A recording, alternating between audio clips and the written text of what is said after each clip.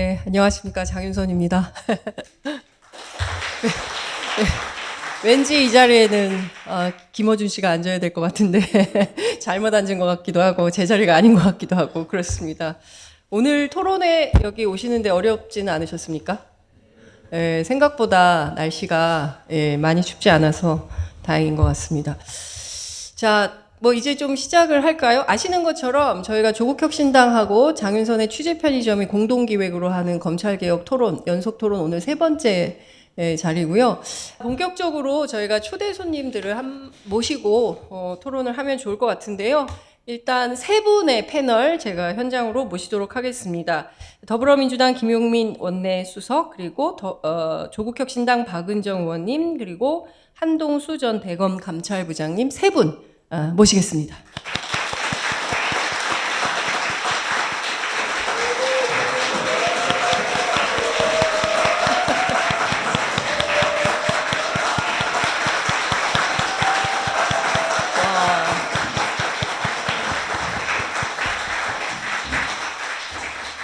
야, 역대급 박수 아닙니까? 네. 앞서 말씀드린 대로 조국혁신당과 장윤선의 취재편의점이 공동기획으로 왜 다시 검찰개혁인가 연속 토론하고 있습니다. 오늘 세 번째 마무리하는 공개방송 시간인데요. 역시 카메라 플래시가 역시 스타 정치인들이 오시니까 다르다라는 생각이 좀 듭니다. 시작하기 전에 한 분씩 인사 말씀 먼저 듣고 시작하도록 하죠. 자, 김용민 의원님부터 부탁드리겠습니다. 네, 반갑습니다. 더불어민주당에서 원내 정책 수석 맡고 있고 남양주 병 출신의 김용민입니다. 반갑습니다.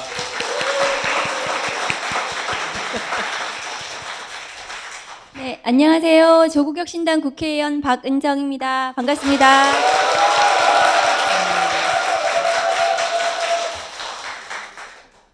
네. 피청구인 대통령 윤석열을 파면한다.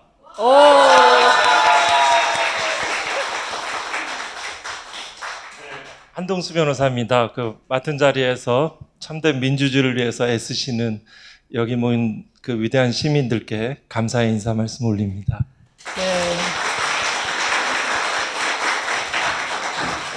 네. 본격적으로 얘기를 좀 해야 될 텐데요. 오늘은 저희가 첫 번째는 검찰 독재의 속살 그리고 내란죄에 대해서 함께 토론을 했었고요.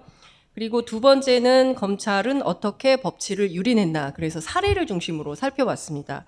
오늘은 도대체 이 검찰 개혁을 어떻게 완수할 거냐, 일종의 이제 how to, 이 방법론에 대해서 이 세 분의 저희가 스타 법률가 겸 정치인 겸 이런 분들을 모시고 말씀을 좀 들으려고 합니다. 자, 우선 따끈따끈한 현장 소식을 먼저 좀 들어봐야 될 것 같은데, 박은정 의원님께서 지금 헌법재판소에서 중간에 오셨습니다. 예, 지금 탄핵 소추단 단원으로 활동을 하고 계시는데, 오늘 현장 어땠는지 좀 간략하게 브리핑을 좀 해주십시오, 의원님. 네, 오늘 최종 변론 기일이고, 저희 이제 청구인 측에서 종합변론을 마쳤습니다. 어떤 증인들, 증거들을 모두 종합해서 설명을 잘 드렸고, 마지막으로 헌정질서 수호를 위해서 피청구인 이 파면 사유가 차고 넘치기 때문에 민주주의를 위해서 헌법재판관들께서 신속하게 파면을 해주실 것을 촉구하는 그런 최종 변론을 했고요. 피청구인 측에서는 저는 사실은 이제 헌법재판 진행되는 내내 도대체 비상계엄을 선포한 이유가 뭔지를 피청구인이 설명을 해줘야 된다. 이유를 알 수 없었기 때문에, 그래서 오늘도 마지막 날까지도 그 이유를 알 수 없어서 오늘은 설명을 해주지 않을까 했는데, 오늘도 마찬가지로 야당의 폭거와 예산을 삭감했고 이런 얘기를 하면서 그게 비상계엄에 전혀 이유가 되지 않는데 그런 얘기를 하고, 피청구인 측에서는 아무것도 설명하지 못하고 개변 아닌 개변으로 계속 끝까지 일관하고 있다. 그래서 파면이 반드시 이루어져야 되고, 그래야 대한민국의 민주주의가 다시 회복할 수 있고, 그날 내란을 막아주셨던 또 시민들께 감사하는 그런 자리를 반드시 기회를 가져야 된다. 그래서 마지막까지 저희가 최선을 다하겠다 하고 선고를 빨리 해주시기를 저는 바라고 있습니다. 네. 그 비상계엄 이유를 하나 말씀드려야 될 것 같은데 지금 말씀하신 것처럼 윤석열 측에서는 비상계엄의 이유를 제대로 얘기를 못해요. 근데 그나마 하는 게 입법복주 탄핵남발 예산삭감인데요. 윤석열이 계엄을 처음에 그 모의하기 시작한 건 2024년 3월입니다. 다시 말해 작년 3월이에요. 작년 3월에는 윤석열이 얘기하는 입법복주가 없었습니다. 윤석열이 입법복주라고 얘기하는 건 특검법 우리가 계속 발의하고 거부권 행사하니까 또 발의하고 이걸 입법복주라고 얘기하는 것인데 작년 3월 달에는 김건희 특검법 하나랑 50억 클럽 특검법 딱 하나 이 두 개밖에 없었습니다. 그거 하나씩 발의했던 것. 그리고 탄핵은 5명밖에 없었어요. 검사 3명. 그중에 뭐 손준성 뭐 기소됐잖아요. 그리고 이정섭 엄청나게 많은 비리가 막 폭로됐었죠 그 당시에. 그리고 한 명은 안동환 검사라고 서울시 공무원 간첩 조작 사건에서 공소권 남용으로 확정 판결을 받은 사람입니다. 할 수밖에 없는 사람들을 셋을 했고 이상민 장관 아시는 것처럼 그 이태원 참사 책임자로 저희가 탄핵을 했죠. 한 명이 이동관이었습니다. 이동관 탄핵하니까 도망가 버렸지 않습니까? 이 5명 탄핵했는데 탄핵 남발이다 아니었죠. 게다가 예산 삭감은 그 당시에 예산 시즌이 아니었기 때문에 예산 삭감이 있을 수가 없습니다. 그래서 이 3가지를 얘기하고 있는 것이 다 거짓말이다 라는 것을 좀 분명하게 지적하고 싶고 그걸 왜 했냐? 장기 집권입니다. 장기 집권 오늘 이제 검찰 얘기 계속 할 건데요. 장기 집권의 주체는 누구냐? 검찰이라고 저는 봅니다. 검찰 독재를 완성시키기 위한 그런 수단을 썼죠. 예전에 전두환은 군부 독재를 완성시키기 위해서 계엄 선포하고 비상입법기구 만들고 개헌까지 갔는데 윤석열이 그 스텝을 그대로 밟아가고 있었거든요. 근데 이 사람은 군과 함께 독재를 할 생각은 별로 없었던 것 같아요. 검찰을 가지고 독재를 하고 싶어 했던 것이죠. 그래서 결국에는 내란이 최종적으로는 실패한 게 아닐까 싶고 군을 완전히 장악하지 못하고 그들도 이게 결국에는 검찰한테 열매가 돌아갈 것이다라고 생각을 했을 거라고 저는 봅니다. 그래서 이런 것들이 좀 종합적으로 판단이 되어야 될 것 같아서 탄원서를 냈습니다. 어제. 네, 뭐 같은 취지의 말씀인데요. 표현만 달리하는 것인데 검사나 이제 검찰총장 할 때는 대통령의 야욕을 품어서 그걸 실현시켰고 또 대통령이 되고 나서는 그 욕망을 멈추지 않고 또 계속 그 장기적인 독재의 그런 것들을 획책하였다고 이렇게 생각이 됩니다. 그러니까요. 지금 그 3분 말씀을 종합해 보면 오늘 토론회는 정말 잘 마련이 되었다. 예, 그 검찰 독재 완성을 위한 계엄이었으니 이거를 잘 분석해야 다시는 검찰 독재가 불가능한 그런 나라를 만들어야 되지 않겠냐라는 생각이 좀 드는 건데요. 방금 전에 속보가 하나 들어왔는데 그 김계리 변호사 있잖아요. 저는 계엄 선포를 보면서 계몽이 되었다.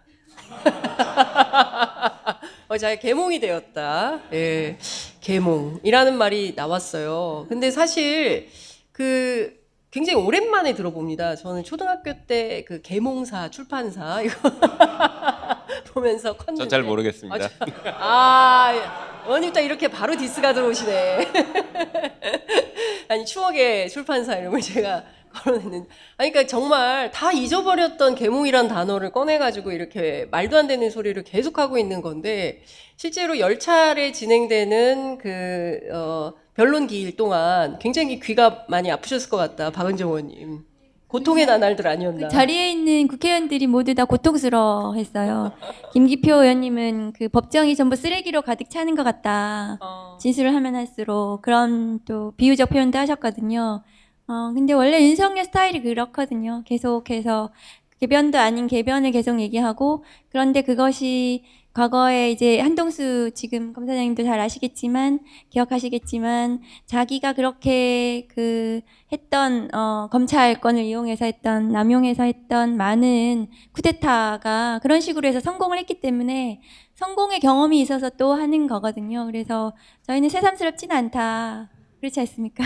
네, 맞습니다. 네. 그게 이제 탄핵 그 심판정에서 이제 우리가 이제 그 태도라든가 이런 발언들을 바라보면서 거기에서 이제 윤석열 그 개인의 독특한 기질과 어떤 이런 부분도 또 보실 수 있지만 또 검사 일반의 어떤 직무용 인격들이 표현되는 것을 또 탄핵소추된 검사들도 있죠. 그 교만한 모습들, 그 오만한 모습들, 거짓 진술하는 모습들도 이 검찰의 구조적인 모순들이 또 표현되는 역설적으로 또 이게 또 유의미한 시간들이라고 저는 바라봅니다. 두 가지 좀 말씀드리고 싶은데, 첫 번째는 정말 거짓말을 잘한다라는 것을 전 국민이 실시간으로 봤습니다. 그런데 저는 뭐 검찰 개혁하면서 계속 검찰이랑 많이 싸워왔잖아요. 정말 거짓말 잘하거든요. 법조인들이 거짓말 제일 잘합니다.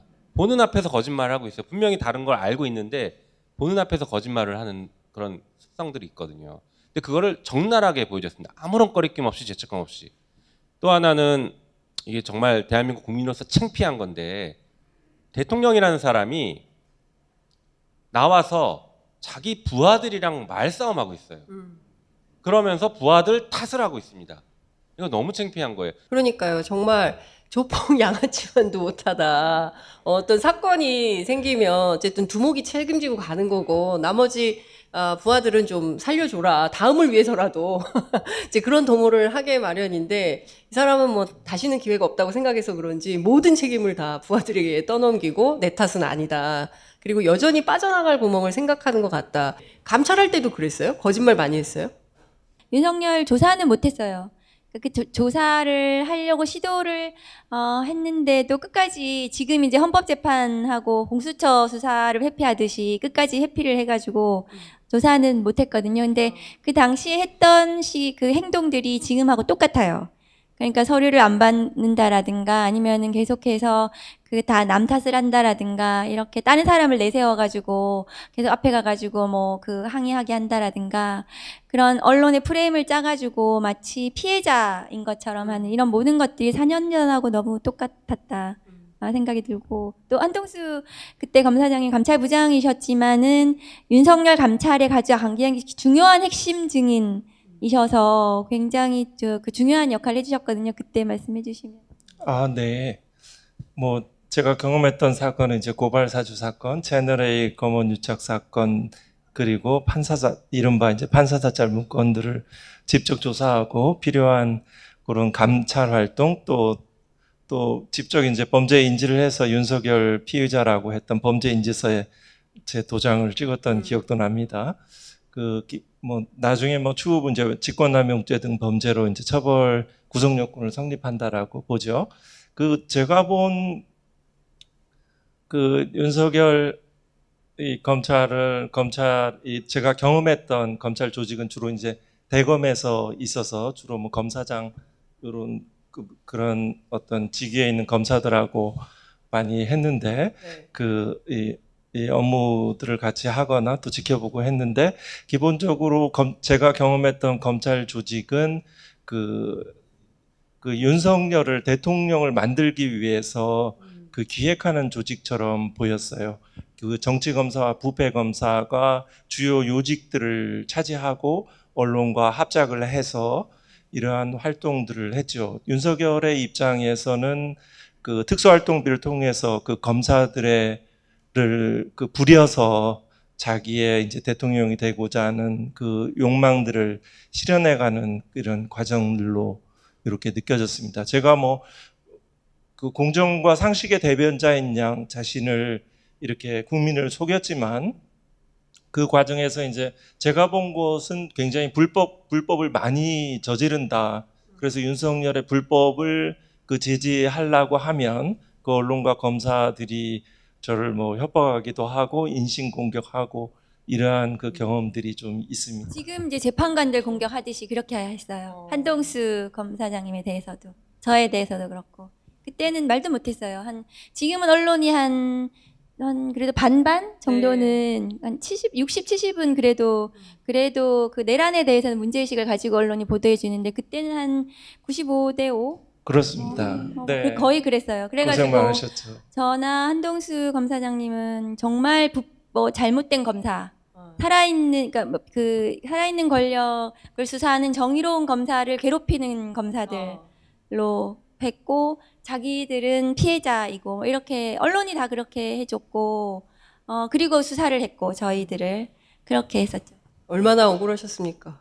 좀 얘기가 좀 길어질 네, 수 있겠네요. 네, 그 네. 지금 탄핵소추인단으로 있는 이제 그 고발사주 관련해서 이제 조성은 대표가 이건 괴문서다 내지는 박지원 국정원장과의 어떤 관련성으로 프레임을 전하는 과정에서 기억해 보니까 저도 그 석동현 변호사가 제가 정확한 워딩은 기억이 안 틀릴 수는 있는데 제가 머리가 나쁘고 사악하고 돌쇠라고 해서 제가 돌쇠를 좋아하기 때문에 그런 또 기억도 납니다. 네. 그러니까 오래된 검찰의 어떤 문화이자 패턴이자 남을 공격하는 방법론이 있었던 것 같네요. 예, 근데 예? 제만 얘기해서 좀 그런데 네. 그게 이제 검찰의 70년 동안 특수부 검사들 그 검사들의 잘못된 수사 방식, 언론 플레이 방식이고 피의자를 악마화하고 그 피의자에 대해서 압수수색 단계부터 그 피의자는 나쁜 사람이고 반드시 무찔러야 될 적이고 그래서 언론 플레이를 해가지고 악마화 시켜가지고 구속영장까지 이렇게 끌고 가거든요. 그래서 온 막 그 주변을 막 샅샅이 수사하고 압수수색하고 괴롭히고 그래가지고 구속이 되면 그러면 이제 꼬린시키고 성공한 수사가 되고 나중에 이제 무죄가 나도 아무도 책임지지 않고 그 사람의 인생을 망가뜨리고 그게 이제 전형적인 특수부 수사의 무리한 방식인데 그게 윤석열 검찰, 윤석열 사단이 되면서 정치 수사에서 그것이 끝판왕이 돼버린 거죠. 이게 사실은 중앙정보부에서 대공수사를 하던 방식이었어요.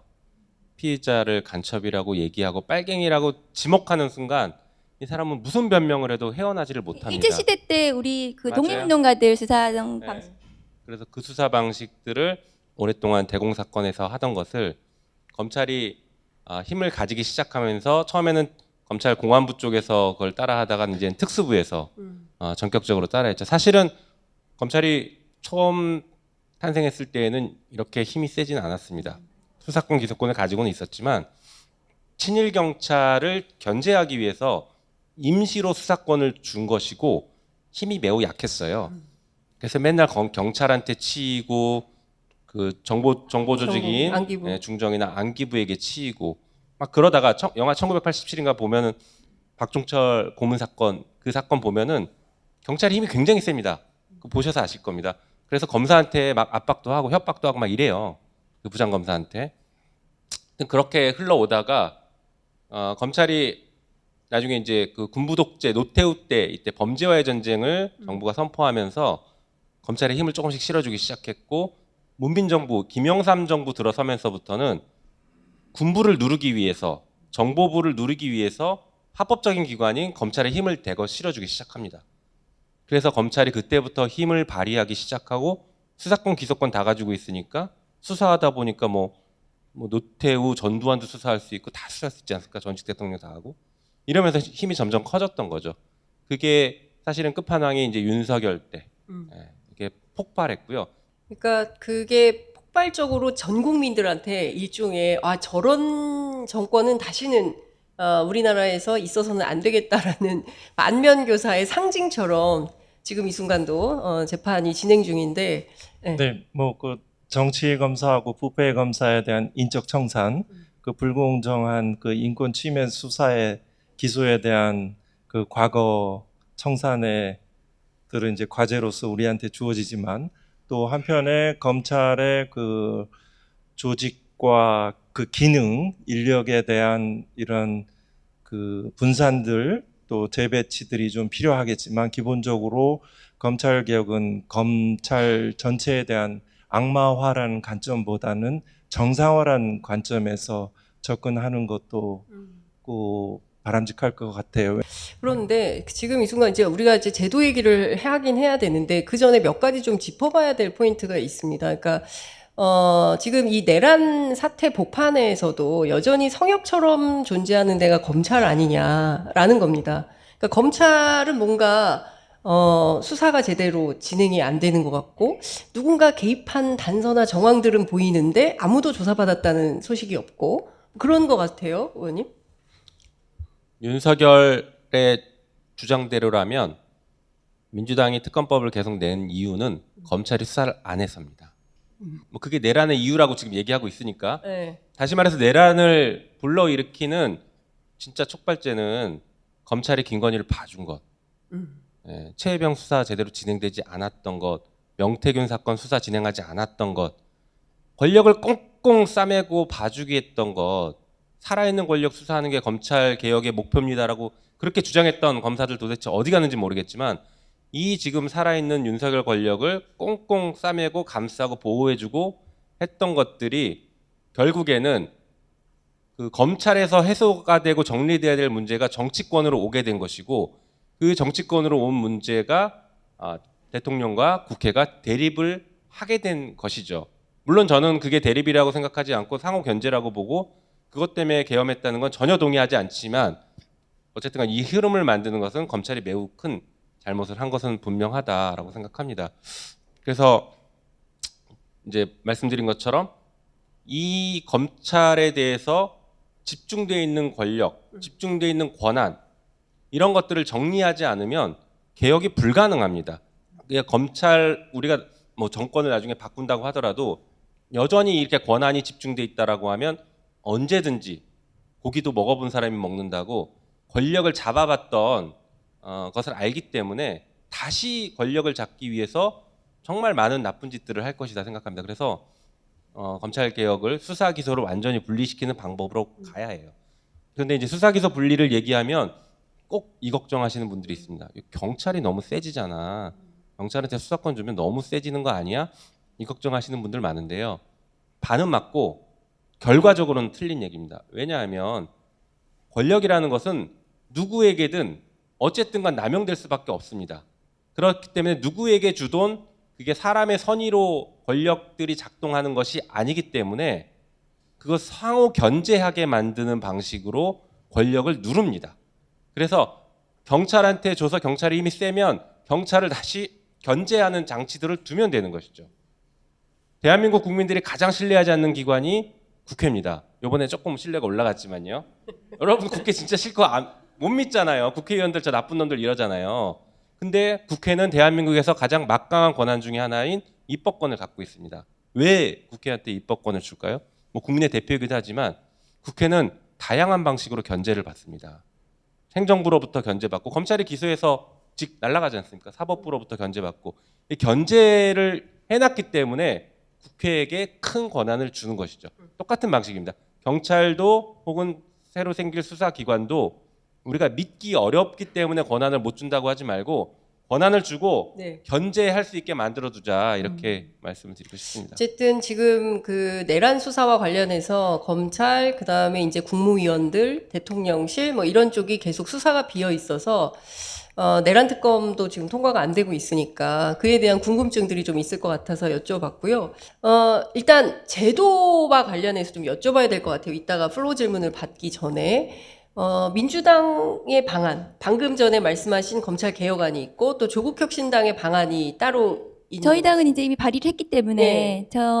저희들이 발의한 내용을 먼저 말씀을 좀 네. 드리고 싶거든요. 자료를 이걸 또 네. 만들어 왔어요. 네. 그래가지고 보이실는지 모르겠는데 저 큰 화면을 보시면 됩니다. 우선은 지난 이제 8월 28일 날 저희는 검찰개혁 입법을 발의를 해가지고 지금 국회에 계류 중에 있습니다. 우선은 큰 틀에 있어서는 이제 수사와 기소를 분리하는 거라서 공소청법을 만들고 그 다음에 중대범죄수사청법을 만들었죠. 그래서 그거 2개 하고 그 다음에 수사절차법이라고 해서 형사소송법에 있는 것 중에서 수사 절차와 관련해서 인권을 보호하는 것 이런 부분들을 보다 절차적으로 보장하기 위해서 수사절차법을 다시 만들고 그 나머지를 형사소송법으로 개정하는 그래서 검찰개혁 입법 4법이라고 볼 수 있거든요. 그래서 검찰청을 대검, 고검, 지검, 지청 이렇게 4단계로 되어 있는 전체적인 큰 틀을 공소청으로 바꾸면서 본청, 지청 그다음에 이렇게 3가지로 본청, 지방청, 지청 이렇게 3가지 틀로 만들고 수사청 같은 경우에도 지금 검찰에 있는 수사 기능을 수사청으로 아예 빼는데 이 아마 민주당하고 좀 다른 게 저희의 수사청은 법무부 안에 들어가 있거든요. 그래서 공소청 말고 수사청이 수사의 기능을 하는데, 수사청에서는 이제 부패 범죄라든가 경제 범죄라든가 여러 가지 이제 범죄, 지금 중대한 범죄들에 대한 수사를 담당하게 됩니다. 중대범죄수사청에서요. 그리고 그 외에 이제 수사절차법은 이제 수사청에서 혹은 경찰과 뭐 국수본, 공수처 등등에서 진행하는 수사와 관련된 수사절차법을 따로 만들어 놨습니다. 지금 보시면은 지금 중대범죄수사청이 저렇게 이제 여러 가지 수사를 나누어져 있는데, 저 수사청장은 수사를 또 하지 못하도록 견제하고, 저 부패 경제와 공직자 선거 방위 사업, 그다음 마약 대형 참사, 이 세 개 본부장이 수사지 감독을 할 수 있도록, 그 이 세 개는 합치지 못하도록 또 견제하도록 이렇게 하고 있거든요. 수사청장이 또 마음 다르게 먹고 이게 그 권한을 너무 크게 행사하지 않도록 하고, 공소청 같은 경우에도 공소를 제기하는 권한을 주지만 기소심의위원회를 또 법으로 따로 설치를 해서 이 공소 제기에 대한 어떤 통제 방안을 저희들이 마련해 놓고, 검사는 행정공무원화를 시킨다. 그래서 검사징계법이라든가 검사보수법, 검사정원법 등등을 모두 폐지해서 제가 검사징계법 폐지안을 발의를 해놨거든요. 그리고 검사는 그냥 행정공무원으로 만들어서 계속해서 견제를 받는다. 그래서 권한을 너무 많이 가지고 있거든요. 검사가 영장 청구권, 기소권, 수사권, 수사 종결권, 공소 취소권 뭐 등등 모든 것을 가지고 있기 때문에 그 모든 권한을 분산시키면 하나의 권한을 행사해서 문제였다거든요. 윤석열이라는 사람이 그 모든 권한을 혼자 다 행사한 거예요. 어떤 사건에 대해서. 그러면 그것은 언제든 부패할 수밖에 없습니다. 남용할 수밖에 없고, 나쁜 마음을 먹으면. 그래서 분산한다, 기본적으로. 그래서 저는 검찰청을 해체한다는 말을 좋아하지 않거든요. 그것은 검사들이 만든 나쁜 프레임이에요. 검찰청을 해체하는 것이 아니라 재건축하는 것입니다. 정상화하는 것이고요. 그래서 검수완박이라는 표현도 안 쓰셨으면 좋겠어요. 검사들의 수사권이 마치 정의로운데 그것을 뺏는다는 이런 걸 검사들이 만든 거거든요. 그것이. 그래서 그것이 아니고 검찰 수사권을 건강하게 다시 재건축한다. 검사 수사권을 수사청으로 이관해서 수사만을 할 수 있도록 하고, 공소 제기하고 공소청의 검사가 수사에 대한 통제를 할 수 있도록, 그래서 누구나 수사를 받으면서 인권을 침해받지 않고 실체를 발견할 수 있는 이러한 시스템을 만든다. 이렇게 가는 것이 조국혁신당의 개혁안입니다. 네, 일단 박수.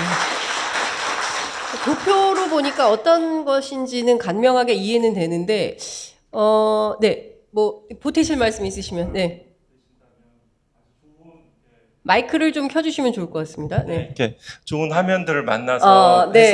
해서 역시 예. 조국혁신단이 근본적이고 혁신적으로 실천적으로 하고 있다는 그런 생각은 듭니다. 그래서 요걸 보니까 이제 평소 생각했던 부분도 있고 그래서 간단한 의견입니다. 직접, 네. 국민의 한 사람으로서. 예. 지금 현재 것들은 이제 현행 헌법이 존재하는 것을 전제로 해서 실질을 중시해야 되니까, 이 공소청이라는 말은 지금 이제 검찰청장은 헌법에 규정되어 있는 명칭이기 때문에 이거를 뭐 굳이 검찰청이라고 유지를 해도 되지 않나? 왜냐하면 공판과 집행 업무도 하고 있고 뭐 가사나 이런 데서 국가 뭐 이런 소송 대리도 하고 있으니까요. 또 이런 측면이 하나 있고, 또 하나는 여기에서 이 부분 공직자 선거하고 방위선업 마약 대형 참사는 지금 검찰청법이 2022년 5월 9일 날 개정되면서 결국 부패 경제 부분만 직접 수사가 이제 가능한 쪽으로 돼 있어요. 그러면 요 공직자 방위 산업 마약 이런 부분들은 현재 국수본 경찰 쪽에 있는 거기에 마약 이런 네. 안보 이런 것들이 있거든요. 그것들에 대한 그런 어떤 관계에 대한 고민들이 좀 있었으면 하면 좋겠고요. 만약 이것들을 뭐 어디에 배치해야 될 문제는 뭐 어떻게 보면 이렇게 합리적으로 하시면 될 것 같고요. 검찰의 기소권만으로도 엄청난 권한이에요. 그거는 이제 불기소할 수 있다는 거죠. 디올백 불기소했잖아요. 김건희 주가 조작 기소하면 되는 사건 기소하지 않잖아요. 또 실질적으로 보면 인력의 재배치 문제가 있어요. 그 검찰의 범죄 대응 역량과 수사의 전문성은 그 검찰 수사관으로부터 나와요. 현재 6,300여 명들이 있는데 이 인력들이 이런 구조화에 되면 어디로 갈 것인가? 중대범죄수사청으로 대략 제가 이제 정성적인 표현으로 하면 30 내지 40%는 일로 갈 것 같아요. 네, 여기서 이제 사직하고 네. 네. 사직하고 다시 지원해서 들어가야 돼요. 이 검찰 수사관은 이제 고공단부터 9구까지 있죠. 고공단하고 3급부터 9구까지 있는데 직급을 유지하는 형태로 이렇게 사직하고 법무부를 사직하고 이쪽으로 가겠죠. 이제 검사들이 이제 2,300여 명의 검사들은 그 뭐 상급 내지 5급으로 이제 그쪽 수사관으로 가야 되는데 이거 상당히 소극적인 뭐 아주 드물 것 같아요. 뭐 이런 정도의 인력의 그런 문제들이 있고 또 하나 하면 네. 불기소 통제에 대한 측면들이 있어요. 아까 말씀드린 그 별도의 독립된 그 검찰 감찰청뿐만 아니라 그 불기소에 대한 통제들은 근데 결국 그 부분도- 직접 민주주의 요소니까 아마 다 고려하셨을 네, 다 텐데 그 부분도 규정에 다 이제 저희 네네 해놨는데 너무 기소 대배심 정도의 어떤 국민들이 참여해서 기소를 강제하는 역할들 우선 네. 이제 그 불기소에 네, 대한 이상입니다. 가장 큰 것은 이제 재정 신청의 확대. 재정 신청을 모든 범죄에 대해서 할 수 있도록, 할 수 있도록. 확대시킨다. 네. 그런 취지로 좀 네. 나아갈 것 같습니다. 그러니까 구조개혁에 대해서 얘기하니까 생각보다 조금 딱딱하긴 합니다. 그죠? 저희는 뭐. 되게 재밌거든요. 저렇게 전문가들이시니까 이게 되게 재밌고 늘 하던 얘기니까 막 이렇게 가야 된다라고 생각하는데 우리 그 객석에서 너무 조용하셔가지고 조금 제가 재미나 웃긴 요소가 좀 필요하겠다라는 생각이 좀 들어서 말씀을 좀 드렸고 일단 저희 네. 당 안도 좀 말씀을 드려야 될 네. 것 같은데요. 재미없으시죠? 김용민 네. 의원님 박수 한번 주세요. 네. 감사합니다. 검찰 개혁이 얼마나 위험하냐면요. 저거 하다가 A급 수거 대상으로 분류됩니다. 조심하셔야 됩니다. 네. 저는 지금 조국혁신당에서 이제 안을 말씀해 주셨고, 지금 검찰 개혁 얘기할 때 되게 자연스럽게 검찰청 폐지와 공소청 설치 중수청으로 가는 이 얘기가 거의 표준처럼 이제 정립이 됐어요. 근데 제가 21대 때 저 법을 처음 냈을 때만 해도 죽일 놈 됐습니다. 검찰청 폐지 법안 냈고, 공소청 설치 법안 냈고, 황운하 의원께서 중수청 설치 법안 이렇게 세트로 같이 냈거든요. 저거 냈다고 당 내에서도 저 나쁜 놈 네가 뭘 한다고 정부적 판단 없이 법을 이렇게 내냐. 그 유명한 철호매입니다. 예. 당이 발칵 뒤집어지고 막 그랬거든요. 언론에서도 막 공격하고 뭐 검찰을 뭐 힘을 너무 막 쓴다 국회가 막 이렇게 되게 그래서 그 과정들을 건너오는 게 만만치 않았는데 이제는 누구나 다 검찰청 폐지를 당연하게 얘기하고 있고 심지어 검사들마저도 검찰청 폐지된다라고 알고 있습니다. 예, 그래서 너무나 당연한 사실로 이렇게 급변하게 됐고 이걸 우리가 얘기할 수 있다는 게 저는 너무나 일단 뿌듯합니다. 어쨌든간 그 민주당 안은 사실 조국혁신당 안, 아까 말씀드린 것처럼 뿌리가 같기 때문에 그 크게 차이는 안 납니다. 근데 중요한 차이점 몇 가지만 말씀드리면 이렇습니다. 저희는 수사 기소를 분리하는 것을 대원칙으로 삼았기 때문에 수사권을 가진 곳과 기소권을 가진 곳을 같은 부처 내에 두지 않는다라는 원칙을 세웠습니다. 그래서 지금 조국혁신당은 법무부 내에 공소청과 중대범죄수사청이 있지만 저희의 안은 법무부 내에는 공소청만 두고 중대범죄수사청은 저희는 중대범죄수사처라고 부르는데 이것은 총리 산하로 보냈습니다. 총리실로. 네. 근데 총리가 그러면 수사 너무 개입하는 거 아니야? 라고 생각할 수 있기 때문에 총리는 사실상 개입하지 못하고 중간에 국가수사위원회라는 것을 둡니다. 지금 경찰위원회 같은 것인데 그걸 실질화하는 방식이죠. 그래서 국가수사위원회에서 중대범죄수사처의 중요 사항들을 결정하고 관리 감독할 수 있게 이런 구조로 짰습니다. 그래서 수사기관과 기소기관도 서로 견제할 수 있는 방식들로 가는 것이죠. 그리고 아까 이제 영장청구권 얘기도 좀 나오긴 한 것 같은데 사실은 이 수사기관이 제대로 성공하기 위해서는 영장청구가 필수입니다. 지금도 경찰은 수사 못하고 검찰이 수사 잘하는 것처럼 잘못 알려져 있잖아요. 그것은 영장청구권을 검사들이 독점하고 있기 때문입니다. 네.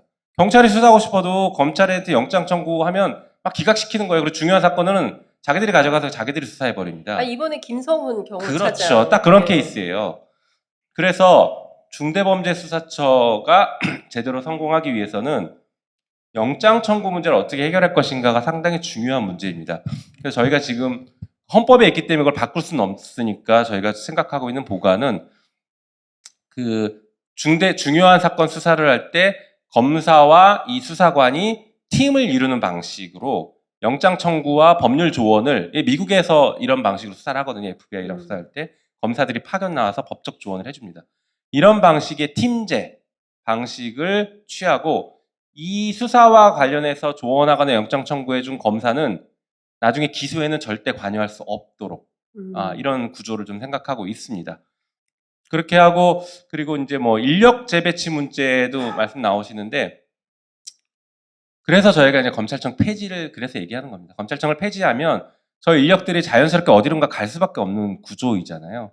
그래서 수사를 원하는 검사들은 수사기관으로 가는 것이고 나는 법률가로서 일을 하고 싶다면 공소청으로 가는 것이고 수사관들은 그 중수처 쪽으로 넘어올 가능성이 상당히 높습니다. 왜 그러냐면 지금 검찰청 내에서는 아무리 수사를 잘하고 아무리 승진을 해도 절대 검사가 될 수가 없어요. 그렇지 않습니까? 그렇지만 중대범죄수사처로 오면 수사를 잘하고 일을 잘하면 검사 출신 혹은 고시 출신보다 더 승진할 수 있고 더 상급자가 될 수 있습니다. 기회를 여는 기회가 열리는 것이죠. 그래서 올 수 있는 동인이 굉장히 크다라고 볼 수 있습니다. 그리고 수사관도 뭐 경우에 따라서는 고위직 수사관들도 있을 수 있기 때문에 상급, 2급, 1급 수사관들도 있을 수 있기 때문에 수사관들이 승진해서 올라갈 수 있는 기회들은 충분히 열려 있다 이렇게 생각합니다. 그리고 지금 있는 검찰청 그러면 어떻게 할 거냐?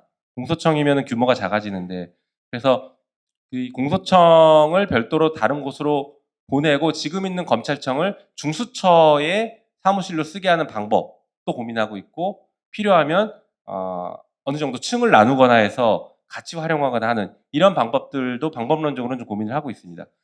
그리고 아까 불기소하면 어떡하느냐 혹은 막 폭주할 수도 있지 않습니까? 수사기관이 폭주하거나 수사기관과 검사가 결국에 짜고서 막 폭주해서 사건을 남용하거나 막 조작하면 어떡할 거냐 여기에 대한 견제장치가 필요하죠. 그래서 뭐 여러 가지 위원회에서 다루는 것도 있지만 저희는 법 왜곡죄랑 사건 조작죄를 세트로 통과시키려고 하고 있습니다. 사건 조작죄는 조금 이렇게 나직지 않는 얘기일 수 있는데 이게 국가보안법에 있어요. 예전에 국가보안법 간첩 조작 너무 많았잖아요. 많았죠. 그래서 국가보안법에 뭐라고 돼 있냐면 수사기관이 국가보안법 사건을 일종의 조작하는 거, 뭐 허위 증언을 시키거나 증거를 조작하거나 하는 경우에는 동일한 형으로 처벌받도록 하고 있습니다. 굉장히 세죠. 유성 사건에 기억하시죠? 서울시 공무원 간첩 조작 사건. 거기서 중국 공문서를 위조한 것을 제출하고 했지 않습니까? 네.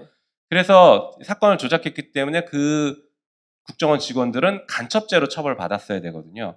그런데 그때 황교안 당시 법무부 장관이었고 공안검사들이 절대 안 된다라고 반대를 해서 모해위증죄, 뭐 모해위증 교사 뭐 이런 것들로 그런 걸로 처벌받았습니다. 아무튼 이것들을 일반 범죄까지 확대시키자라는 것입니다. 이제 저희 당에서는 이제 저렇게 그 공소청, 수사청 이렇게 나누면서 공수처 강화도 하나 더 들어가 있는 거거든요. 그래서 공수처가 어쨌든 검찰에 대한 견제 기능을 충분히 하고 있고 수사권과 기소권 관련해서 검사들에 대한 그 지금 김용민 의원님께서는 이제 그 법으로 그 부분을 그 수사 과정에서 조작하거나 왜곡하는 경우에 처벌 대상으로 삼으셨다면 공수처가 검찰의 수사 과정에 대해서 위법 수사나 이런 것들이 있으면 검사들을 수사를 할 수가 있고 검사들에 대한 수사권과 기소권은 공수처가 모두 지금도 가지고 있거든요. 검사가 내가 잘못 수사하면 나는 절대로 처벌받지 않아 이게 그동안의 검사들의 특권이었다면 내가 잘못하면 나도 수사를 받을 수 있어. 그렇게 이제 인식이 된다면은 좀 더 수사 과정에서 위법이나 이런 것이 많이 정리가 될 수 있을 거라고 좀 생각을 하고 그리고 지금 수사청 관련해서 민주당은 수사처인데 그것을 어디에 둘 것인가는 조국혁신당에서도 굉장히 많은 고민을 했거든요. 이것을 이제 분리하는데 법무부 장관 하에 같이 두는 것 것을 우리 지지자들이 조국 혁신당 지지자들이나 아니면 민주진보 진영 지지자들이 이것에 대해서 어떻게 설명을 할 수 있을까 이제 고민을 많이 하다가 그럼에도 불구하고 법무부에 두겠다는 것은 이것이 이제 수사청이라는 게 FBI 모델이기 때문에 미국에도 있고 그리고 법무부 장관의 문민 통제가 필요하다. 그래서 만일에 총리실에 두거나 행안부에 두게 되면은 특히 다 총리실에 두게 되면은 과거에 우리가 사직동 팀이라는 굉장히 그랬던 잘못된 역사들이 있잖아요. 그래서 대통령이 자기의 직할 수사 부대를 하나 두는 듯한 이런 또 약간의 그런 또 잘못된 이런 운용 가능성도 있기 때문에 지금도 법무부 장관이 구체적 사건에 대해서는 검찰총장만을 지휘하도록 이렇게 되어 있어요. 그러니까 그렇게 공소청장과 수사청에 대해서 문민인 법무부 장관이 통제할 수 있도록 해야 되지 않는 것인가. 대통령과 법무부 장관을 통해서 이렇게 그런 시스템을 고민을 했는데 어쨌든 이것은 국회에서 민주당에서 발의를 하게 되면 같이 논의해서 가장 바람직한 안, 우리의 지지자들이 어떤 안을, 국민들이 어떤 수사청을 바라는 것인가에 대해서 또 공청회도 통하고 이렇게 해서 바람직한 제도를 만들어낼 거라고 생각을 합니다. 제가 네. 잠깐 뭐 재미를 위해서 반박하면 네, 결국에 다 비슷한 생각인데 이제 저희도 이제 논의할 때 법무부에 같이 두는 안도 제안은 됐었어요. 근데 저희가 그거를 반대했고 결국에 최종적으로 채택하지 않은 게 특수성 때문에 그렇습니다. 지금 우리가 검찰을 개혁하려고 하는 게 이 수사 기소가 집중돼 있기 때문이고 다 검사 출신 법무부 장관이 또 올라가 있으면서 그냥 법무부 자체가 하나의 검찰청이에요. 이거를 쪼개놓지 않으면 이걸 조직적으로 확 쪼개놔 버리지 않으면 설사 법무부 내에 뭐 공소청과 수사청을 분리한다고 하더라도 결국에는 켜켜이 쌓여있던 검사 출신의 법무부 장관과 법무부 차관 검사 출신 그 다음에 수사청장도 결국에는 검사 출신이 가고 다 검사들끼리 또 모여서 서로 밤에 특활비 갖고 술 먹고 고기 먹으면서 사건 조작한다. 이거는 조직을 분리시켜서 조직 간에 조직 논리가 생겨야 된다라고 본 겁니다. 그래서 이 부분은 저희가 이제 그런 의미에서 좀 매우 강하게 한 것이고 그래서 우려하신 것처럼 그러면 총리실이 너무 또 강하게 개입하는 거 아니냐라고 하실 수 있는데 법에서 금지시켜 버렸습니다. 그리고 말씀드린 것처럼 국가수사위원회를 별도로 둬서 국가수사위원회라는 안전장치를 통해서 관할하는 것이고 이거는 뭐 저희도 얘기하는 거지만 시민사회에서 오랫동안 제안했던 방식이라서 일단 이 방식을 좀 차용했다 이렇게 보시면 좋겠습니다. 약간 같은 것 같으면서도 미묘한 차이가 있고, 예, 그리고 상당히 논쟁적인 그런 이슈들이 있어 보입니다. 이제 저도 궁금한데요. 그러면 국가수사위원회하고 그 경찰에 있는 국수본은 제각각 그냥 각각 따로 존재를 그렇죠. 하는 이제 겁니까? 수사기관이 세분화되는 거예요. 네. 예를 들면은 국가수사본부는 경찰에서 수사를 하는 것으로 우리가 알고 있지만 일반 민생범죄 수사를 바로 직접 하지는 않습니다. 쉽게 말해서 일반 민생범죄, 우리가 현장에서 발생하는 범죄는 그냥 지금처럼 경찰이 수사해요. 일반 경찰들이 수사를 하고 그 중에서 국가수사본부가 수사해야 될 대상은 국수본이 하죠. 다만 경찰이나 국수본은 사건에 어떤 제한 없이 모든 사건을 기본적으로 다 수사할 수 있습니다. 지금도 내란죄 수사권이 있는 것처럼 전체를 다 할 수 있어요. 그런데 중대범죄수사처라는 것을 새로 만들면서 여기서 6대 범죄, 뭐 비슷합니다. 저것은 6대 범죄를 가져가서 우선 수사권을 주는 방식입니다. 그리고 공수처는 공수처 나름대로의 또 독특한 작은 수사 영역이 있지 않습니까? 이 수사 영역은 그대로 존치시키고 보장하는 거죠. 그런데 그럼 너무 복잡해지지 않느냐에 대한 재설계는 좀 필요할 수는 있을 것 같습니다.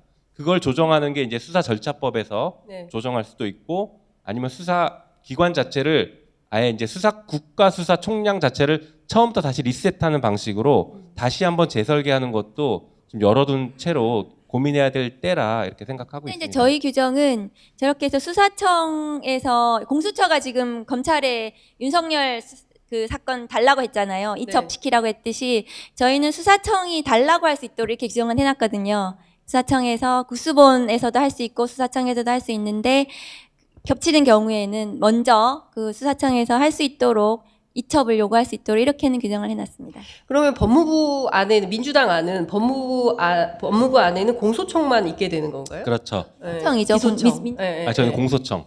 민주당은 네? 공소청. 공소청. 아, 그 조국혁신당은 기소청. 21대 때 제가 발의한 게 공소청법이었어요. 왜냐하면 기소와 공소가 똑같은 것 같아도 기소는 소를 제기하는 이 단계에 약간 집중한 것이고 공소는 그 전 과정을 포함한 개념이라고 봐야 돼서 공소청이라고 하자라고 해서 공소청으로 그러면 21대 용어는 때도 통일되어 발의했죠. 있어요. 네. 예. 아이, 두 분 뜨겁습니다.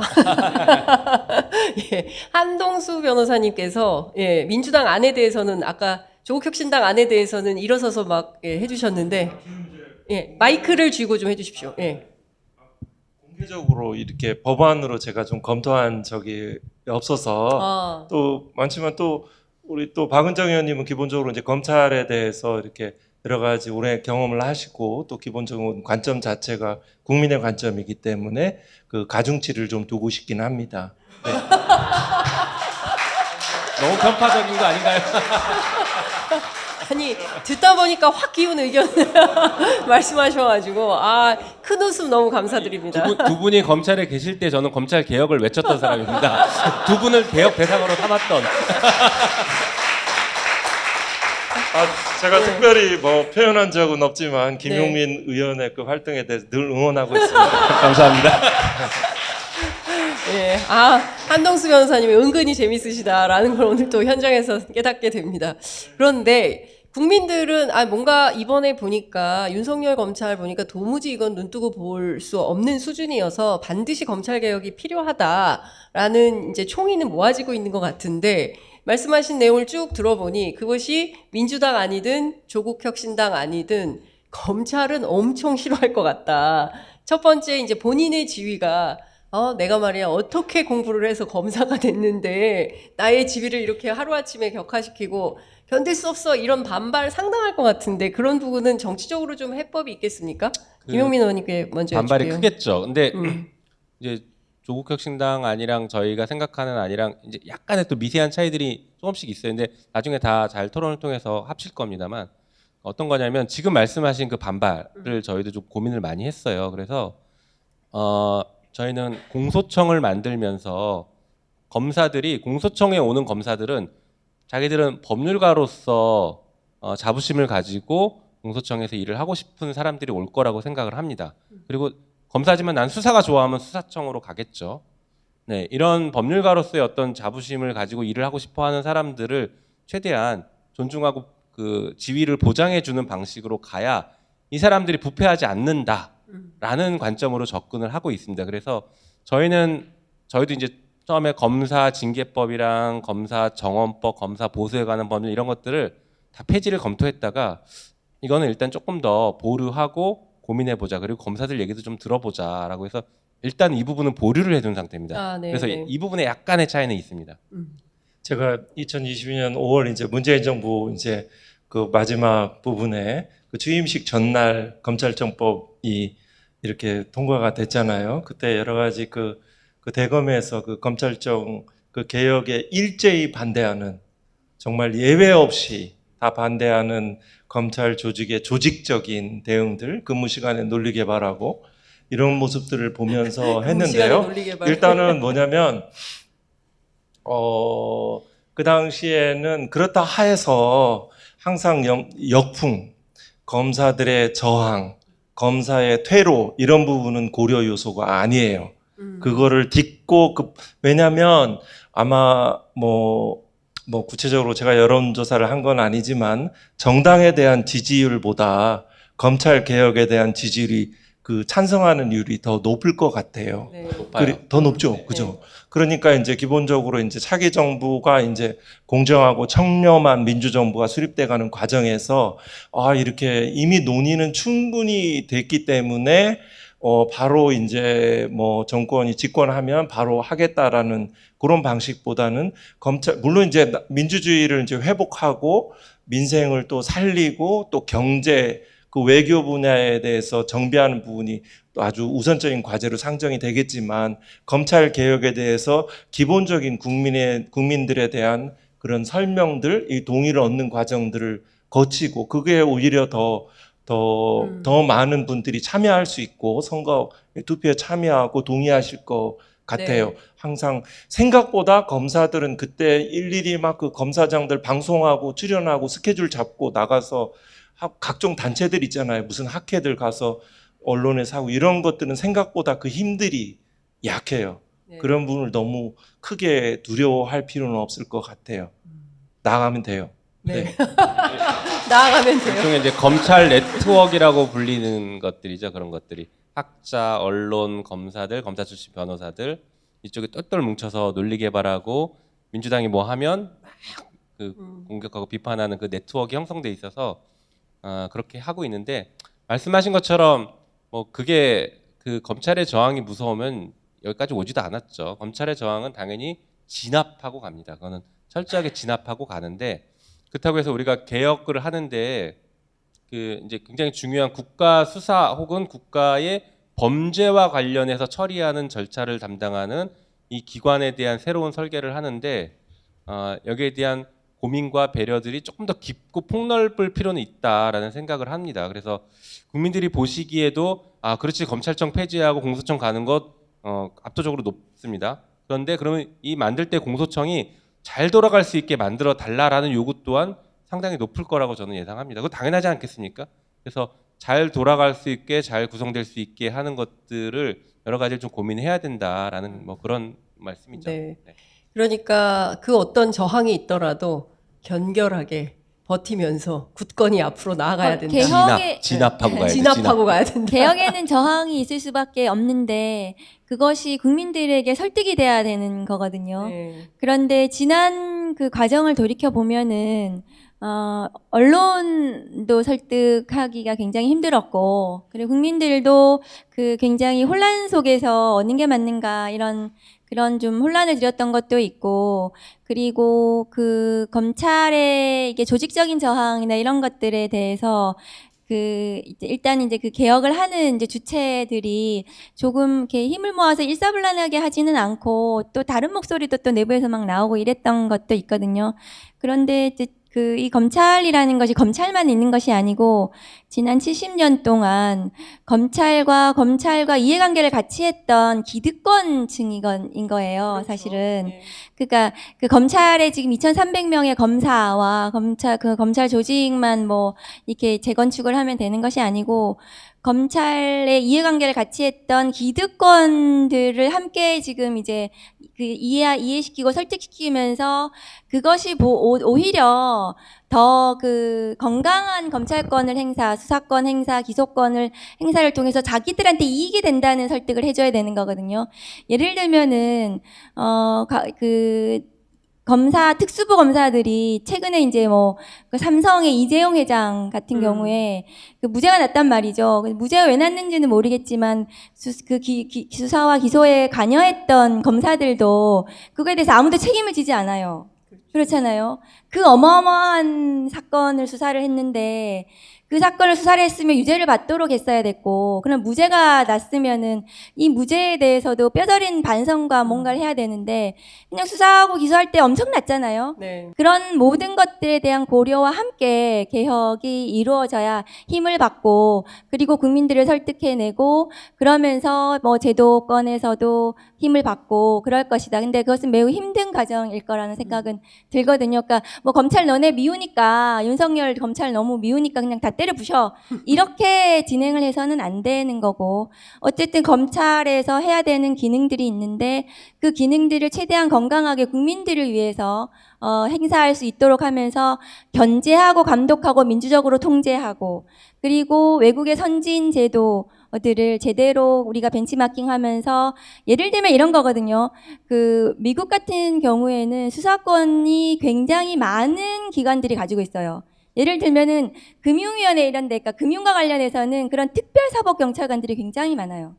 그러니까 우리처럼 검사만 수사를 가지 않는다고요. 경찰만 하지 않고 전문성을 가진 그런 그룹들, 그런 전문성 가진 그 기관들이 수사를 함으로써 훨씬 더 제대로 된 판부를 도려낼 수가 있는 거예요. 근데 기소권을 가지지 않고 수사권을 가지고 그 수사를 또 의뢰를 시키고, 그러니까 굉장히 촘촘하게 절차적으로 견제를 할 수 있으면서 제대로 된 전문성을 발휘할 수 있도록 하면 그 금융과 관련한 비리를 제대로 척결할 수 있고, 이런 식으로 접근이 필요하다. 그러니까 앞으로 나가야 될 방향은, 이제 우리가 수사청을 만들었지만 그 수사청과 관련해서는 특사경을 확대라든가 이런 시스템을 좀 더 외국의 거를 좀 더 벤치마킹을 할 필요가 있다. 그러니까 좀 그 거시적으로 장기적으로 개혁의 방향을 추진을 시켜야 되겠다. 저는 그런 생각을 하고 있습니다. 네.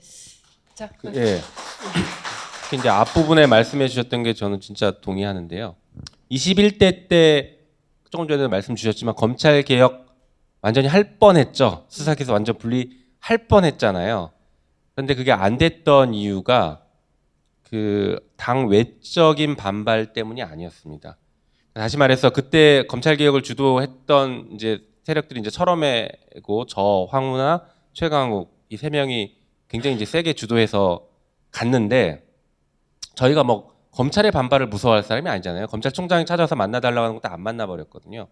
그걸 무서워서 이게 주저하고 안 됐던 게 아니라 국회 내, 우리 당 내의 반대 세력 때문에 안 됐습니다. 저는 이걸 검찰 네트워크라고 여전히 부르고는 있는데 그 민주당 안에 있는 검찰 출신들입니까? 꼭 찍어서 얘기를 할 수는 없습니다. 굉장히 쉽게 약한 고리들이 있어요. 뭐 수사받고 있는 사람이랄까 뭐 이런. 뭐 그럴 수도 있고 결정권을 가진 사람한테 되게 약한 고리의 사람들이 접촉을 합니다. 아주 친해서 거부하기 힘든 사람들. 이런 사람들이 접근하고 뭐 자문그룹처럼 접근하고 다양한 방식으로 접근해서 결국에 우리 당내에서 주저앉힌 거예요. 그래서 간신히 뭐 2대 범죄 놔두고 4개 없애고 간신히 여기까지 간 거예요. 어쨌든 간 이런 흐름들이 있었고 실제 중요한 개혁을 주저앉히는 것은 우리 내부의 반발 혹은 내부의 이견입니다. 그래서 의원님 지금 말씀 주신 것처럼 내부가 진짜 똘똘 뭉쳐서 쫙 밀어붙이고 추진하는 게 진짜 중요하고 조국혁신당이랑 민주당이 결국에 가는 점은 같아요. 목적지가 똑같습니다. 그래서 저희가 수시로 만나서 수시로 협의해서 이 목적지를 향해서 잘 나가보겠습니다. 좀 법원 개혁에 대해서 말씀드리고 싶어요. 네. 지금 이제 하드웨어적인 어떤 구조 개혁에 대해서 이제 논의가 되고 있는데요. 윤석열 그 징계 관련해서 효력 정지, 직무 배제에 대한 결정들이 윤석열을 대통령으로 만드는데 큰 역할을 했죠. 또 반면에 또 박문진 그 이사 그 관련해서 결정들이 MBC를 살아있게 만들었죠. 또 이 뭐냐면 여러 가지 어떤 선별적인 기소라든가 권한 남용적 기소에 대한 법원의 고민들이 좀 있었으면 하고요. 또 여러 가지 플리바게닝 있잖아요. 그 증인의 신빙성과 관련되는 여러 가지 그 증거에 대한 통제들, 신빙성 판단에 대한 법원의 노력들, 또 사실적시 명예훼손이라든가 또 업무방해라든가 직권남용 등 업무상 배임 등에 대한 법원의 고민들이 좀 나올 수 있도록 뭐 장기적으로는 또 뭐 이제 어떤 그 배심제 이런 부분의 법원의 개혁도 같이 맞물려야지 그 검찰 개혁도 같이 이루어지는 것 같습니다. 어찌 보면 더 근본적인 문제인 것 같기도 합니다. 네. 사실 저는 아주 어렸을 때 참여연대에서 활동가로 일한 출신인데요. 94년도에 참여연대가 창립을 하고 그리고 사법 개혁을 하겠다고 선포를 했어요. 그래서 수많은 법률가들이 모여서 시작을 했고 30년, 작년에 30주년을 했거든요. 근데 그때 이런 사법개혁 토론회를 하면 기자들도 앉아 있다가 다 가요, 중간에. 예, 그래서 마지막에 보면 주최 측만 이렇게 앉아 있고 이럴 거면 우리끼리 하지 왜 토론회를 하냐, 막 이제 이런 자괴감도 많이 토로하고 했었는데 제가 지금 이렇게 보니까 굉장한 집중력을 가지고 사실은 이게 전문성이 상당히 요구되는 거기 때문에 지루하잖아요. 그런데 이렇게 꼿꼿이 앉으셔서 이 얘기를 다 들으시고 저는 정말 감탄한 만하다라는 생각이 좀 듭니다. 이 토론회를 저는 사실 이거 조회수가 많이 안 나올 것 같다. 그래서 안 하려고 했었는데 이분이 저한테 이건 꼭 해야 되고 이걸 시작으로 해서 많은 매체들이 적극적으로 할 수 있도록 판을 까는 역할을 해야 된다. 취재 편의점이 그 역할을 좀 해라. 꼭 우리여야만 하냐. 그랬더니 해야만 한다. 그래서 제가 그러면 합시다 해서 시작을 했습니다. 누구일까요? 예, 신장식 의원님 모시겠습니다. 의자 없어요, 의자? 네. 스스로 가지고 오는 센스. 네, 반갑습니다. 신장식입니다. 아니 이 정도면 할만하네요. 예. 네. 저희 조국혁신당에 탄탄대로 위원회라고 있습니다. 탄핵을 넘어 더 탄탄한 대한민국으로. 거기에 3개 위원회가 있거든요. 하나는 정치개혁, 하나는 사회권 선진국, 그다음에 우리는 제가 맡고 있는 건 기억위원회입니다. 기억자위원회라고도 부르는데요. 왜냐하면 권력기관 개혁위원회입니다. 권력기관들을 쭉 한번 나열을 해보면 정말 신기하게도 검찰, 경찰, 국정원, 국세청, 감사원, 군, 김건희까지 다 기억입니다. 그래서 저희들이 기억자위원회고 요거를 이게 토론회 우리 국회 안에서만 해보려 하는 생각을 하다가 이거 또 많은 분들과 함께 이런 이야기들을 나눠야 된다라는 생각을 해서 1, 2, 3부로 나눠서 오늘 이렇게 공개 방송까지 하게 됐고요. 뭐 오늘 너무 재밌게 흥미롭게 들었고 네. 전문 용어가 난무했지만 뭐 워낙 많은 말씀들이 있어서 다 이렇게 의미 있는 얘기인데 저는 준비, 그다음에 속도, 타이밍 이게 굉장히 중요하다고 생각합니다. 모든 개혁에는 반발이 있고 그 반발을 저는 이렇게 생각해요. 역사 속에서 이렇게 봤을 때 모두를 설득하고 그 개혁에 이를 수는 없다고 생각합니다. 그래서 타이밍이 중요한데 권력을 가졌을 때, 권력이 가장 힘이 셀 때, 지금 워낙 센 기득권들이랑 싸워야 되잖아요. 그러니까 권력이 가장 힘이 셀 때 그런 타이밍에서 빠른 속도로, 그런 면에서 보자면 대한민국 사회에서 개혁에서 제일 빠른 속도로 권력을 했을 때 잘 썼던 사람은 사실은 YS죠. 하나회 숙청이나 또는 금융실명제 할 때 보면 정말 전광석화처럼 해버렸잖아요.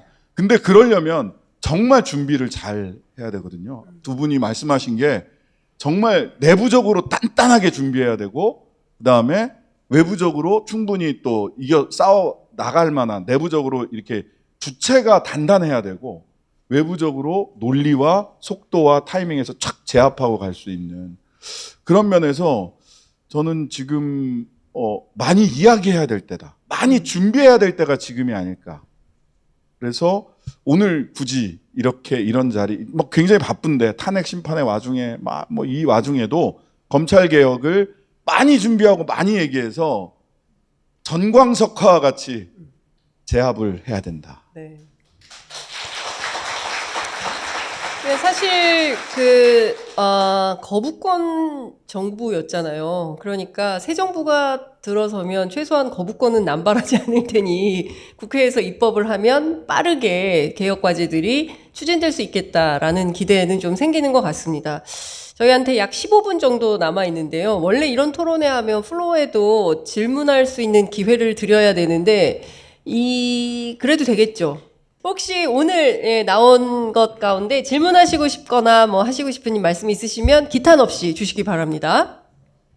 저는 우선 김용민 의원님께서 저희가 뭐 국회의원 싫어한다고 하셨는데 그건 전혀 아니고요. 감사합니다. 저도 여기 계신 분들은 다 좋아하실 거라 생각하고 특히 저는 이제 12월 3일 때 국회에 간 입장으로서 세 분에게 정말 너무 감사드리고 그때 정말 무서웠는데 이 국회의원님 덕분에 정말 살았다라는 생각이 들어서 정말 감사드린다는 말씀 드리고 싶고요. 그리고 아까 토론회 관련해서는 많은 분들도 아마 느끼실 수 있을 것 같은데 이렇게 구조개혁하는 거 당연히 중요하고 빨리 해야 되고 무엇보다 우리가 다 원하는 건데 반대로 눈앞에 지금 당장 처리해야 될 건들이 있잖아요. 윤석열을 비롯해서.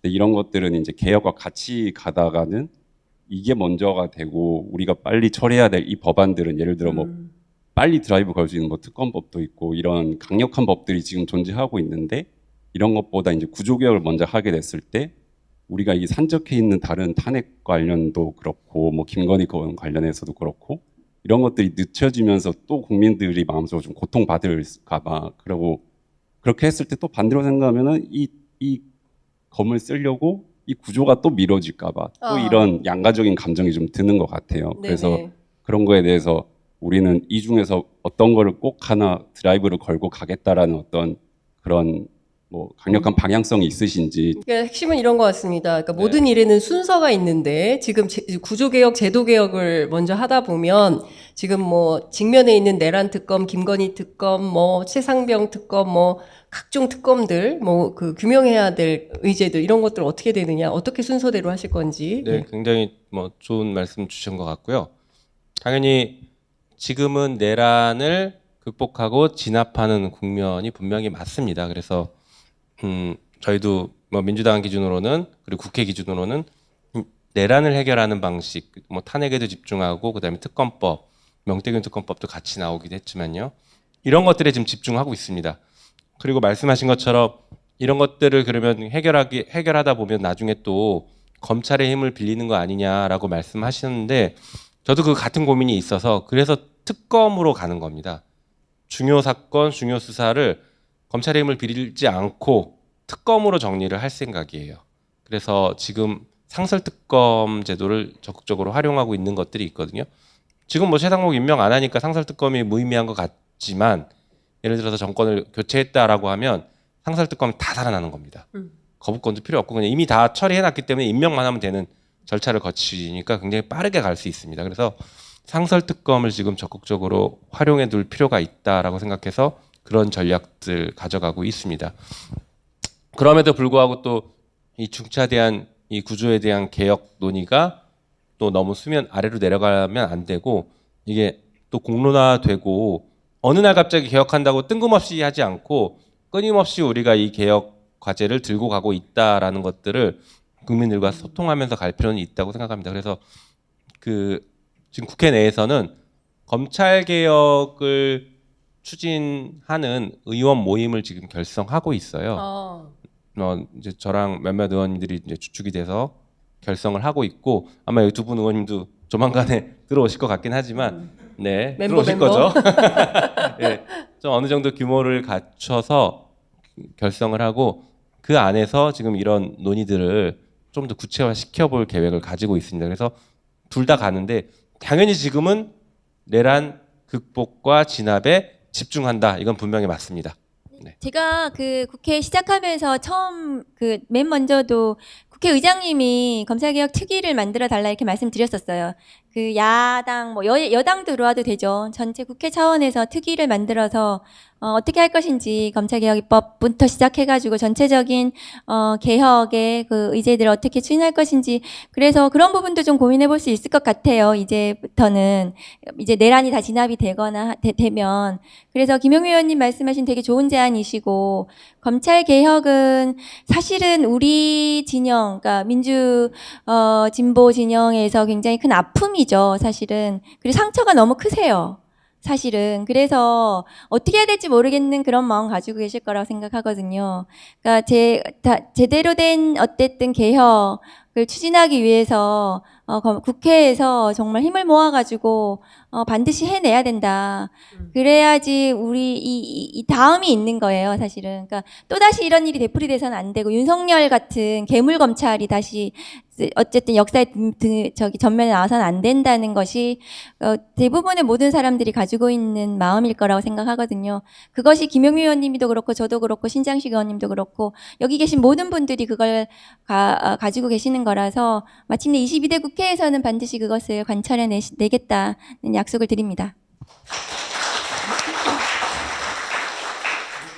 그래서 지금 왜 뭐 혹시 보신 분들도 계시겠지만 저는 민주원정소 키세스 우주 대연합군을 만들어야 된다는 얘기를 지난 한 달 반 전부터 네, 명절 때부터 취재 편의점 계속 취재 편의점에서부터 시작을 해서 뭐 매불쇼 뭐 JTBC 썰전 나가서도 계속 말씀을 드렸는데 그래서 그 내란 극복 민주원정소 새로운 대한민국 원탁회의라는 게 만들어졌고 저 지난주에 이재명 대표님, 김선민 권한대행님부터 시작해 야오당이 이렇게 쭉 만났잖아요. 실무회의를 쭉 진행을 하고 있는데 분과를 설치하게 될 것 같습니다. 예, 그 분과에 대체로 어떤 내용으로 나눠 가져야 될 거냐면 아마 업무를 정무 조정 이걸 어떻게 이 원탁 테이블을 쭉 끌고 가서 이 우주연합군을 어떻게 기동할 거냐라고 하는 걸 하는 쪽이 있고 그 다음에 사회개혁, 그 다음에 정치개혁, 권력기관 개혁 요 부분을 이야기를 같이 하기로 했어요. 그러면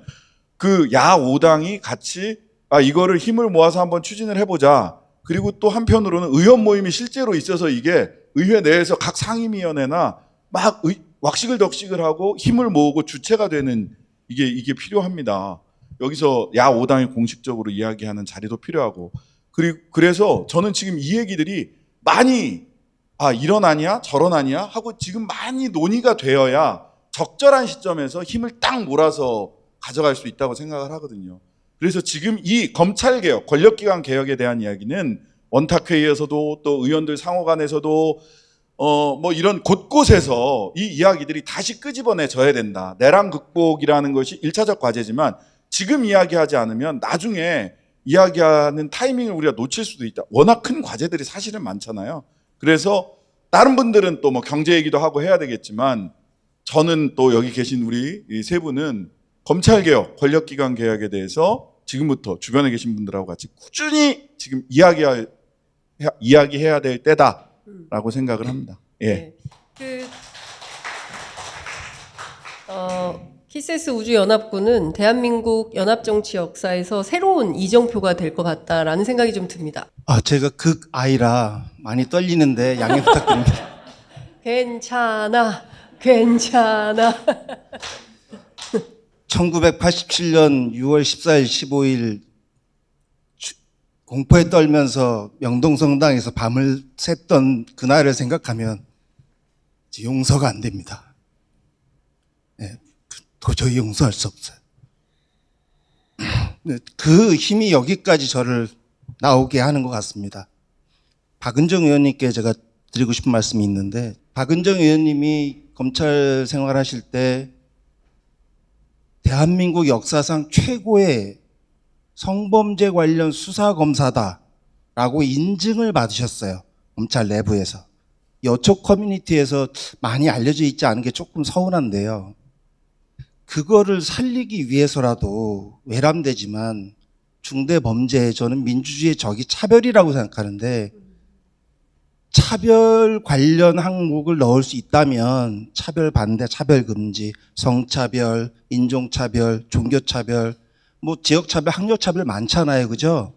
그런 차별을 국가가 수사할 때가 되지 않았나 이런 생각이 들어서 그런 하나의 중대범죄로 된다면 우리 박은정 의원님의 역량을 더 살릴 수 있는 기회가 되지 않을까 그런 생각이 들어서 말씀드렸고요. 예. 아니 근데 처음에 1987년 6월 14일, 15일 그때 그 마음으로 지금 37년 넘게 이 민주화의 한 길로 걸어오시는 선생님을 위해서 우리 모두 뜨거운 박수 한번.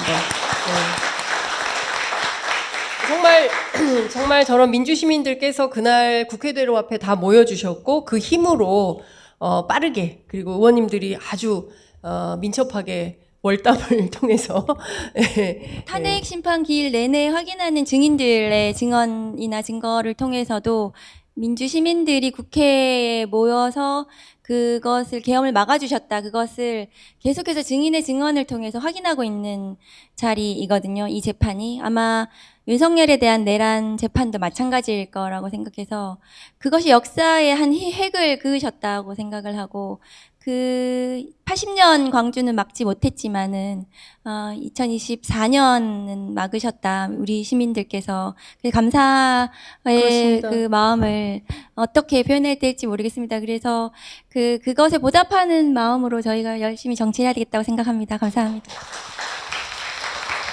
아까 먼저 말씀하신 것과 비슷한 얘기가 좀 나올 수 있을 것 같은데요. 검찰 개혁은 제도만으로 끝날 거라고 절대 생각하지 않거든요. 검찰총장 이전부터 어마어마한 인기가 있었던 인물이거든요. 그러니까 도저히 일을 못했는데 좌우, 진보 보수를 따지지 않고 어마어마한 인기가 있었어요. 근데 그 이후의 원인이 무엇인가를 봤을 때 아까 말씀하셨던 법원의 역할, 법의 역할에 대해서 사람들이 굉장히 좀 불신이랄까요? 신뢰가 없던 와중에서 윤석열의 인물이 나타나서 칼춤을 추는 걸 보면서 굉장히 많은 사람이 환호를 했었던 기억이 있습니다. 그래서 저는 검찰개혁은 당연히 해야 되지만 그것과 더불어서 법원의 개혁 그리고 우리나라의 사회의 개혁이 같이 이루어지길 바라고 있습니다. 오늘 말씀 잘 들었고요. 저는 90년대 초반에 경찰 잡지 기자로 일을 했었어요. 근데 이제 경찰 홍보지여가지고 뭐 기자의 뭐 본연의 모습을 발휘할 기회는 적었는데, 그때 이제 경찰도 많이 만나고 뭐 검사도 만나고 했었는데, 그때도 경찰들 사이에서 주제는, 그러니까 화두는 뭐였냐면 수사권 독립이었어요. 경찰의 수사권에 대해, 독립에 대해서 어떻게 생각하시냐고 진짜 용기 내서 한번 여쭤본 적이 있었는데, 우리 검사는 내 개인이 아니라 조직이기 때문에 말을 할 수가 없다, 이런 식으로 답변을 하시더라고요. 그때 제가 느꼈던 거는 경찰이 검찰의 하부 조직이라는 느낌이 들었고, 검사들은 그 상명하복 체제, 군인처럼. 그렇기 때문에 이런 많은 그 권력이 이상하게 비대하거나 또 뭐 저항하지도 못하거나 그런 일들이 생겼을 것 같고, 또 그래서 이게 지금 의원님들이 얘기하신 대로 검찰 개혁이 이루어지면 경찰의 수사권 독립은 완전하게 이루어지는지 궁금하고요. 그리고 저렇게 검찰의 권한을 축소해버리면 그 권력이 아니니까 검찰을 지원하려는 사람들이 적지 않을까, 인력난을 겪지 않을까 하는 우려도 살짝 있고요. 네. 그 두 가지입니다. 그거 네. 답변 부탁드립니다. 걱정이 많으십니다. 자, 한 분씩 두 분의 말씀을 들으신 내용을 답변과 마무리 발언을 듣는 걸로 그렇게 하겠습니다. 한 변호사님부터 하실까요? 예. 네, 네. 정리 발언 포함해서 질문에 대한 답까지. 요구가 많아서 송구합니다. 예. 네, 그 차별에 관한 그 사회의 어떤 주변부에 대한 것이 새로운 가능성이 있다라고 생각하는 사람으로서 굉장히 많은 좋은 주제를 주셨고요. 또 아주 현실적이고 실효적인 그런 질문을 주셔서 감사합니다. 해방 후에 한 10년간 경찰이 수사 기소권을 가지다가 57년도에 이 검찰이 다 현재처럼 수사 기소권의 이례적인 상황들이 한 70여 년 존속돼 왔지요. 이런 것들이 다시 원래 제자리로, 이 세계의 다른 일반적인 추세에 따라서 우린 비정상을 정상인 것처럼 살아왔으니까요. 할 때가 되었고요. 저는 마지막으로 역사의 발전을 굳게 믿습니다. 함께 할 수 있어서 좋았습니다. 감사합니다.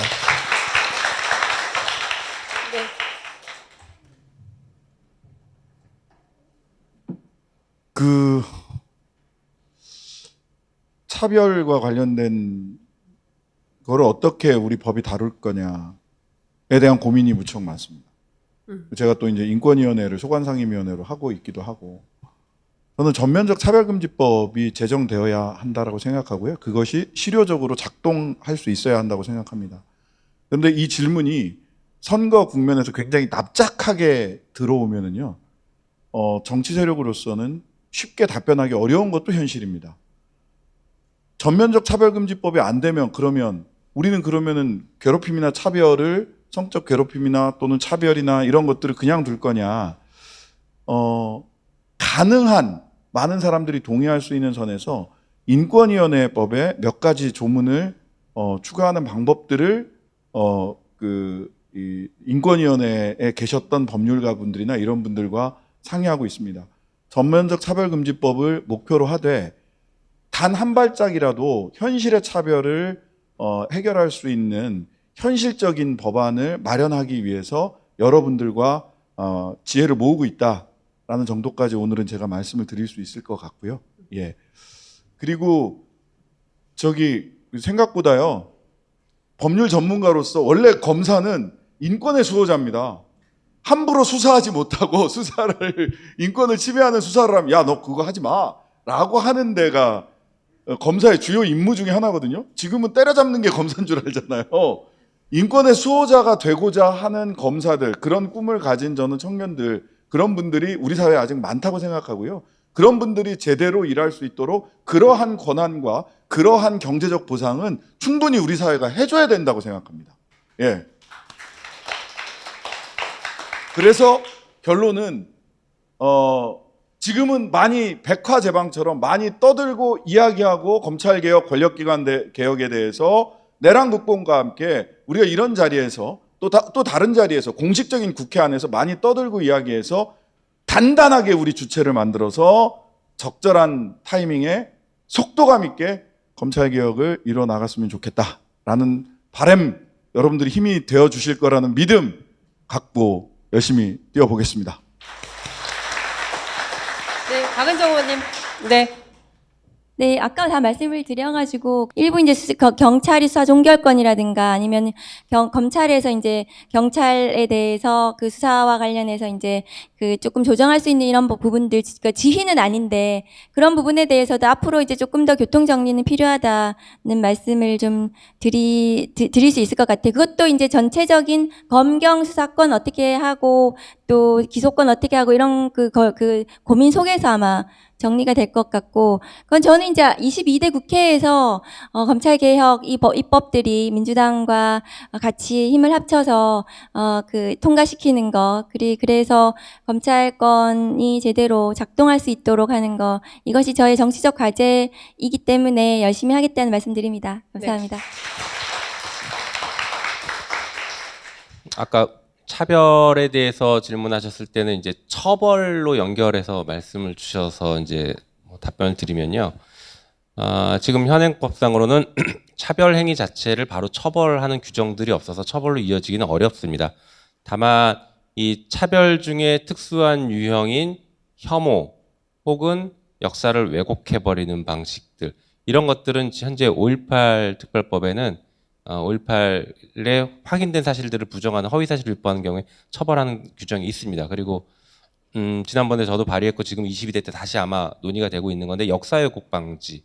그래서 우리가 친일했던 사람들, 그러니까 독립운동했던 분들에 대해서 폄하하고 친일했던 것을 미화하거나 하는 이런 것들에 대해서는 별도로 처벌하는 규정을 두는 법을 지금 국회에서는 만들려고 논의를 하고 있습니다. 그래서 일종의 혐오 혹은 역사를 왜곡하는 것들을 처벌하는 영역들이 지금 논의는 되고 있습니다. 그래서 그거 말씀드리고요.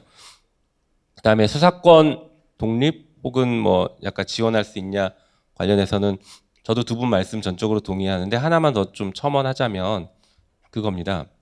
수사기관이 온전하게 수사를 하려면 영장을 직접 청구할 수 있어야 됩니다. 우리 헌법이 되게 특이해요. 영장 청구권을 우리 헌법에 검사만 할 수 있도록 했습니다. 이것은 우리 헌법이 검사를 인권 옹호 기관으로 명확하게 규정 지어준 거예요. 수사권을 준 게 아니라 인권을 지켜라라고 준 건데, 그거를 지금 검찰이나 헌법재판관 일부는 여기서 수사권이 나왔다 이렇게 얘기하고 검사는 헌법기관이다 이렇게까지 얘기하고 있거든요. 그래서 개헌을 논의할 때 이 부분을 반드시 드러내줘야 됩니다. 없애버려서 경찰이 영장 청구를 직접 할 수 있게 하거나, 아니면 적어도 법률에 정해서 영장 청구권을 법률로 규정할 수 있게 만드는 것이 매우 필요하다 이렇게 생각합니다. 그 부분도 저희가 이제 아마 오랫동안 논의되었던 상황들이라서 그런 개혁을 하는 상황이 되면 또 빠르게 입장을 정리할 수 있을 것 같습니다. 그리고 마지막으로 관련해서 또 말씀드리면, 검찰개혁이 매우 중요하죠. 저는 이제 단일장애 지점이라는 표현을 자주 쓰는데, 그 단일장애 지점이 어떤 한 곳이 망가지면 전체 시스템이 다 작동을 멈추는 영역을 말합니다. 뭐 우주항공 이쪽에서 많이 쓴 말인데, 예를 들면 뭐 자동차가 가는데 엔진이 고장나면 차가 서잖아요. 엔진이 그럼 단일장애 지점이 되는 것이죠.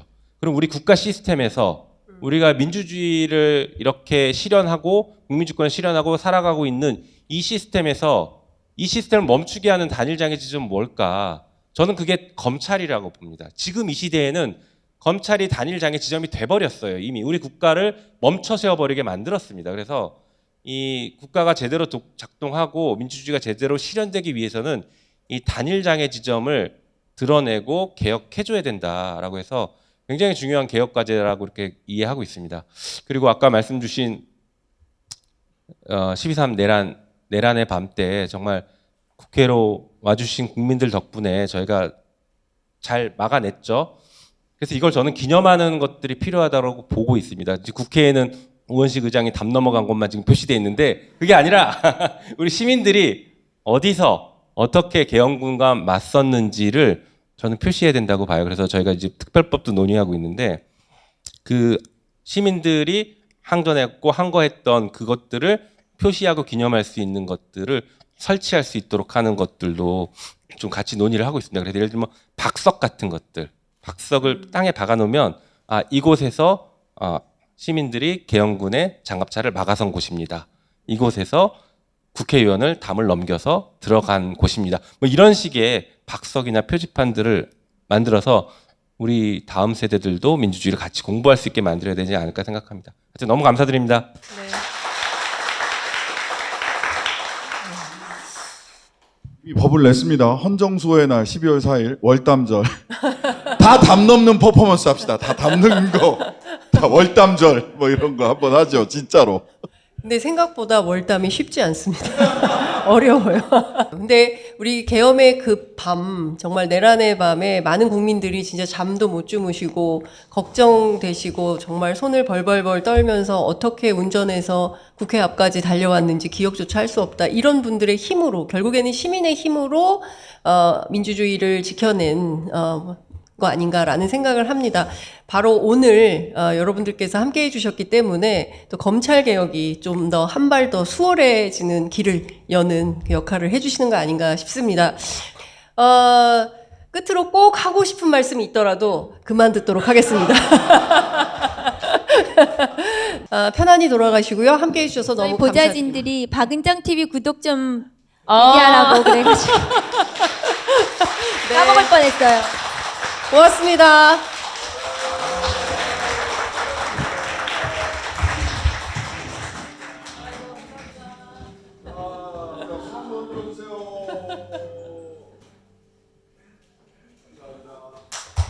네, 고생하셨습니다.